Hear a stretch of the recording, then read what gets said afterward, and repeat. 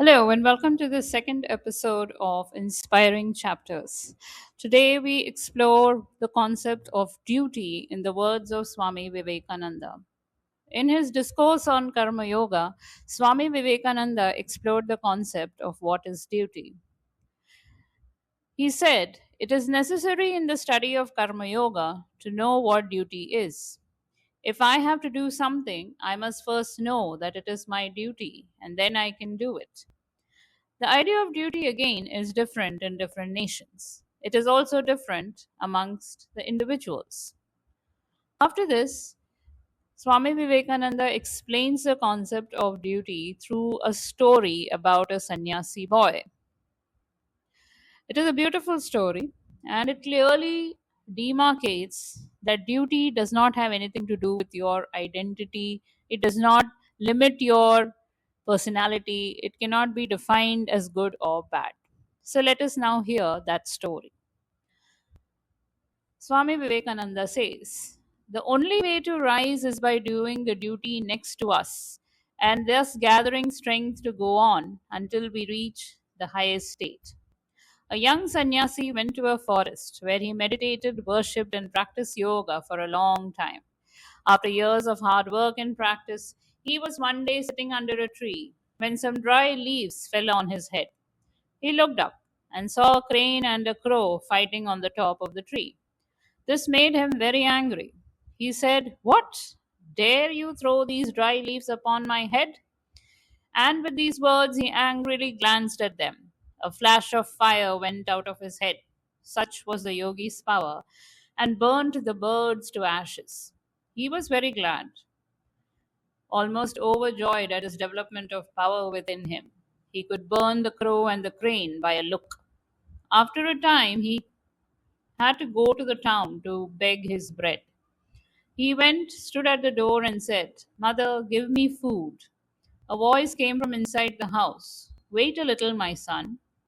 The young man thought, "You wretched woman, how dare you make me wait? You do not know my power yet." While he was thinking thus, the voice came again. "Boy, don't be thinking too much of yourself. Here is neither crow nor crane." The sannyasi was astonished. Still, he had to wait. At last, the woman came and he fell at her feet and said, "Mother, how did you know that?" She said, "My boy, I do not know your yoga or your practices. I am a common everyday woman. I made you wait because my husband is ill and I was nursing him. All my life I have struggled to do my duty. When I was unmarried, I did my duty to my parents. Now that I am married, I do my duty to my husband. That is all the yoga I practice. But by doing my duty, I have become illumined. Thus, I could read your thoughts and know what you had done in the forest. If you want to know something higher than this, go to the market of this town, where you will find a Vyadha. Vyadha are the lowest caste of people in India who used to live as hunters and butchers. This Vyadha will tell you something that you will be very glad to learn." The sannyasi thought, "Why should I go to this town and to a Vyadha?" But after what he had seen, his mind was opened a little, so he went. When he came near the town, he found the market and there saw at a distance a big, fat Vyadha cutting meat with big knives, talking and bargaining with different people. The young man said, "Lord, help me. Is this the man from whom I am going to learn? He is the incarnation of a demon, if he is anything." In the meantime, this man looked up and said, "Oh, Swami, did that lady send you here? Take a seat until I have done my business."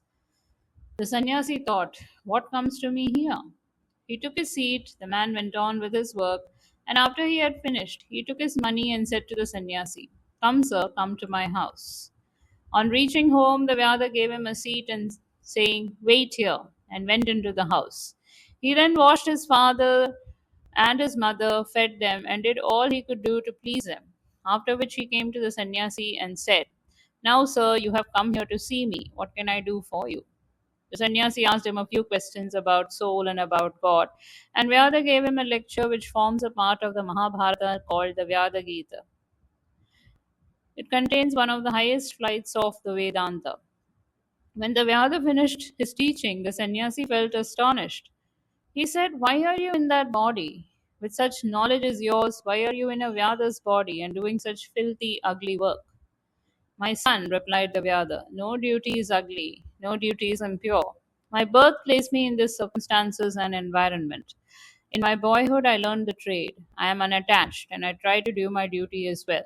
I try to do my duty as a householder, and I try to do all I can to make my father and my mother happy.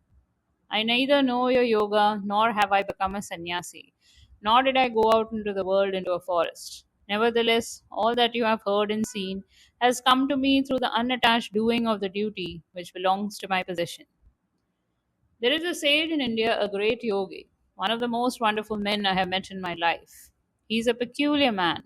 He will not teach anyone. If you ask him a question, he will not answer. It is too much for him to take up the position of a teacher. He will not do it. If you ask a question and wait for some days, in the course of conversation, he will bring up the subject, and wonderful light he will throw on it. Vivekananda continues. He told me once the secret of work. Let the end and the means be joined into one. When you are doing any work, do not think of anything beyond. Do it as worship, as the highest worship, and devote your whole life to it for the time being.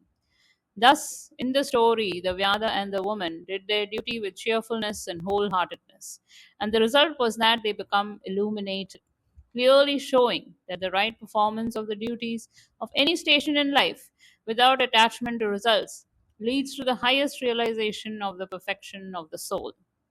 It is the worker who is attached to results that grumbles about the nature of the duty, which has fallen to his lot. To the unattached worker, all duties are equally good and form efficient instruments with which selfishness and sensuality may be killed, and the freedom of the soul secured. We are all apt to think too highly of ourselves. Our duties are determined by our deserts to a much larger extent than we are willing to grant. Competition rouses envy. It kills the kindness of heart. To the grumbler, all duties are distasteful. Nothing will ever satisfy him, and his whole life is doomed to prove a failure. Let us work on doing as we go whatever happens to be our duty, and be ever ready to put our shoulders to the wheel. Then surely shall we see the light. End of the excerpt.